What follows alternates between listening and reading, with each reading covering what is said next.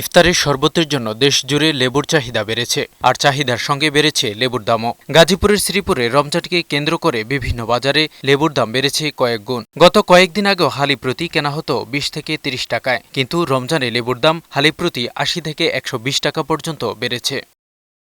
ক্রেতারা বলছেন, রোজা ঘিরে লেবুর দাম বাড়িয়েছেন বিক্রেতারা। নজরদারির অভাবেই এমন পরিস্থিতি হয়েছে। আর বিক্রেতারা বলছেন, পাইকারি বাজার থেকে তাদের বেশি দামে কিনতে হয়, এ কারণে বিক্রিও করতে হয় বাড়তি দামেই। লেবুর দামের ঊর্ধ্বগতিতে ক্ষোভ প্রকাশ করেছেন ক্রেতারা। 20 টাকা হালি লেবু, 80 টাকা 90 টাকা হালি, এটা 15 দিনে 10 দিনে এইভাবে কেন এতটা বাড়লো? গত সপ্তাহ আগেও কেজি কিনছি 40 টাকা 50 টাকা। সিজন না থাকার জন্য এবং লেবুর দাম বেশি। বাজারে দাম সহনশীল মাত্রায় রাখার চেষ্টা করা হচ্ছে বলে জানালেন নিরাপদ খাদ্যের এ কর্মকর্তা। লেবুর যে চেষ্টা হচ্ছে যে এখন তো পর্যাপ্ত পরিমাণ লেবু নাই, কিন্তু যে পরিমাণ লেবু বাজারে উঠছে অনেকে সিন্ডিকেট ব্যবসা করতেছে, কিন্তু আমরা এটারে চেষ্টা করতেছি এটা থামানোর জন্য। দ্রুত বাজারে লেবুর দাম আরও সহনশীল হবে এমনটাই প্রত্যাশা করছেন ক্রেতারা।